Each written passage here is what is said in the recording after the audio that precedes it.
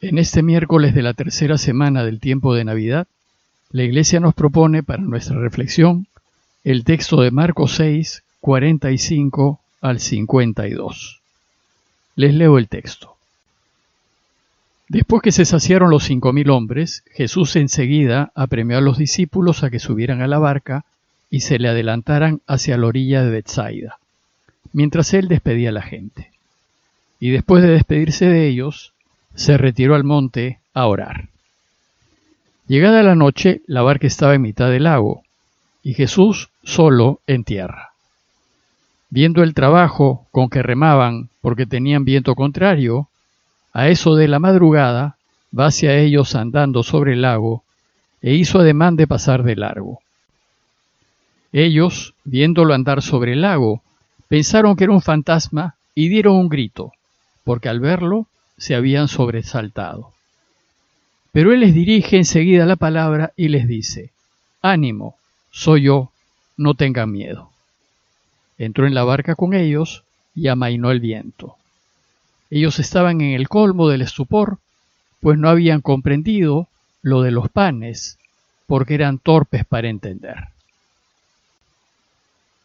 Todas las lecturas que la Iglesia nos propone para el tiempo de Navidad se dirigen a demostrar que Jesús, el que ha nacido, es el Mesías que el pueblo ha estado esperando por siglos. Por tanto, en esta tercera semana de Navidad, la Iglesia nos presentará pasajes de la vida de Jesús que demuestren que efectivamente Él es el Mesías.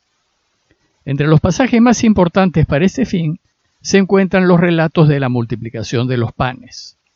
Pues cuando venga el Mesías, no solo habrá pan para todos, sino como dice Isaías 25:6, en el día del Mesías hará el Señor a todos los pueblos en este monte un convite de manjares frescos, convite de buenos vinos, manjares de tuétanos, vinos depurados. Habrá pues un banquete, todos quedarán satisfechos y nadie se quedará sin comer. Y cuando llegue el Mesías también los hambrientos estarán invitados al banquete de Dios. Vimos además ayer que la multiplicación de los panes tuvo lugar en un lugar despoblado. Y el desierto siempre se consideró, en la antigüedad, como un lugar de peligros. El texto nos quiere enseñar que el Mesías cuidará a su pueblo en el peligro. Por eso Jesús no puede simplemente despedir a la gente para que se las arregle como pueda. El texto de la multiplicación de los panes concluyó diciéndonos que sobraron 12 canastos, y 12 es el número de las tribus de Israel. Es decir, sobró un canasto por tribu, indicándonos así que el Mesías llegará para todo el pueblo, no solo para algunos, sino para todos. Y cuando llegue, nadie quedará hambriento. Por tanto, para quien espera la llegada del Mesías, el relato de la multiplicación de los panes es una muestra clara de que Jesús es el Mesías. Veamos ahora qué dice el relato de hoy. Se trata del texto que sigue inmediatamente a la multiplicación de los panes y empieza diciéndonos que, después que se saciaron los 5.000 hombres, Jesús enseguida apremió a los discípulos a que subieran a la barca y se le adelantaran hacia la orilla de Betsaida. La otra orilla suele aludir a la misión de la Iglesia. La Iglesia sale en misión a la otra orilla. Y Jesús los envía a prisa, con premura. No hay tiempo que perder.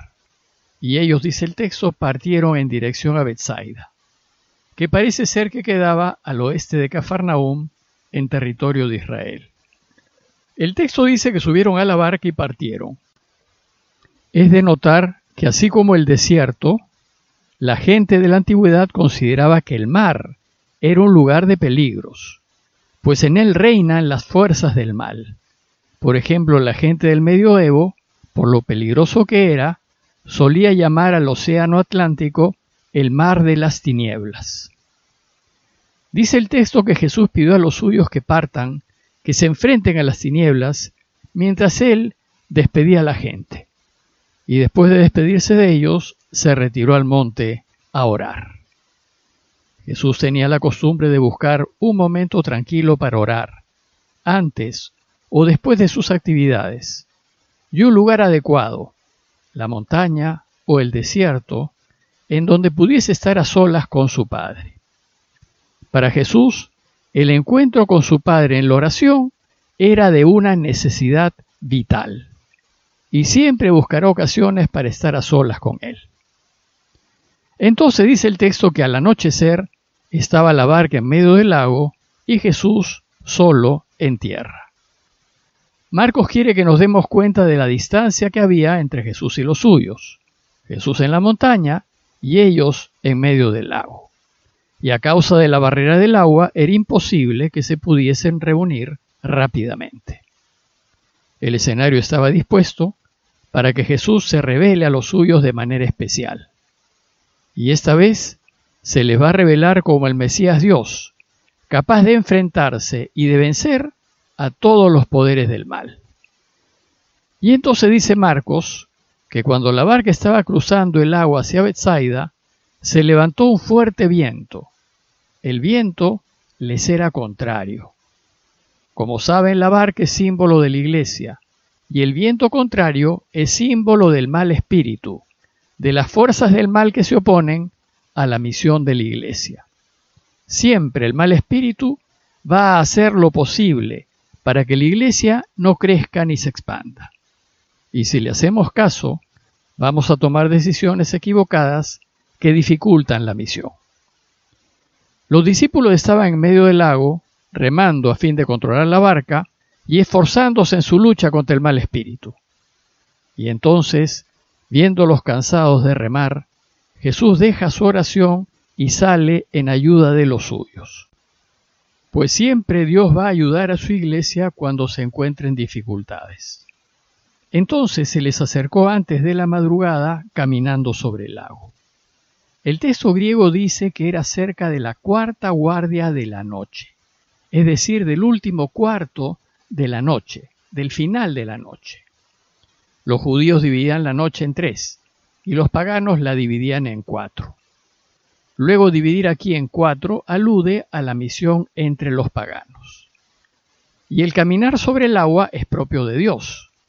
Como ya se dijo, para los pueblos antiguos el agua siempre representó a los indomables poderes del mal.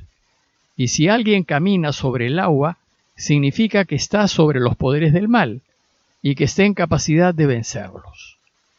Dios siempre está por encima y siempre vence al mal espíritu. Sin embargo, el texto nos dice que al llegar hizo ademán de pasar de largo. Se trata de un añadido extraño, pues si se suprime esa línea, no cambia en nada el relato. Bueno, pues parece que esta línea desea indicarnos que la primera intención de Jesús no fue aliviar la angustia de los suyos, sino manifestarle su poder y demostrarle su divinidad. Estas palabras nos recuerdan el paso de Dios del Antiguo Testamento. Yo haré pasar ante tu vista toda mi bondad, dice Éxodo 33:19. Y Éxodo 33:22 dice, y al pasar mi gloria, te pondré en una hendidura de la peña y te cubriré con mi mano hasta que yo haya pasado. Pasarlos, por tanto, es una manifestación divina que muestra el carácter divino de Jesús. Y ese pasarse de largo más parece una epifanía, una revelación de Jesús, que una derrota de los elementos.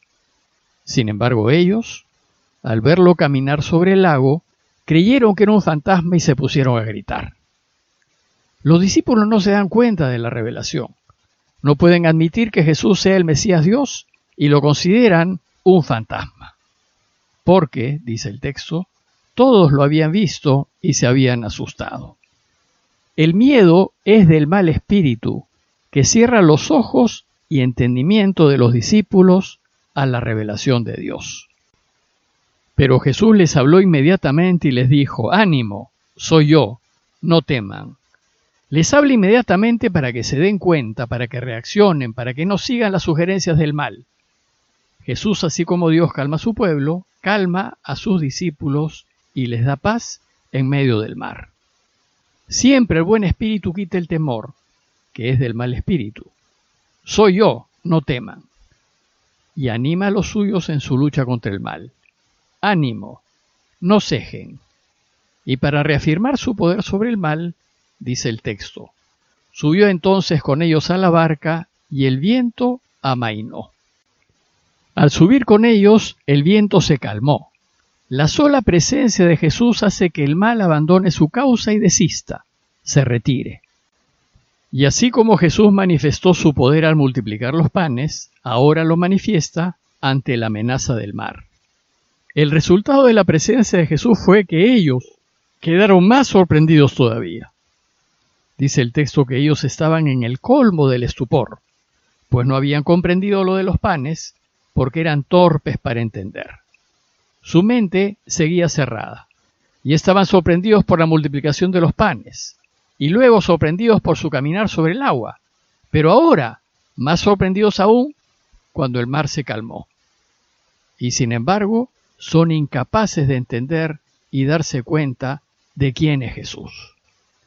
A nosotros nos sorprende que luego de todo lo que ven y oyen, aún no logren darse cuenta de que es el Mesías. No entienden que es el Mesías que se preocupa de dar de comer a su pueblo, y ahora que se revela superior a los poderes del mal, no entienden que es Dios y que Él puede protegerlos del mal y salvarlos. A manera de conclusión, los invito a considerar, primero, que Jesús es el Mesías Dios y que Él siempre se preocupará de cuidarnos y de salvarnos del peligro. Y segundo, considerar que cuando seamos atacados por el mal, tenemos que recurrir a Él y buscar su compañía. Dejar que el Señor entre a nuestras vidas y que suba a nuestras barcas. Pues Jesús no solo está por encima de las fuerzas del mal, sino que las derrota. Pidámosle, pues, conocerlo más, para más amarlo y seguirlo. Parroquia de Fátima, Miraflores, Lima.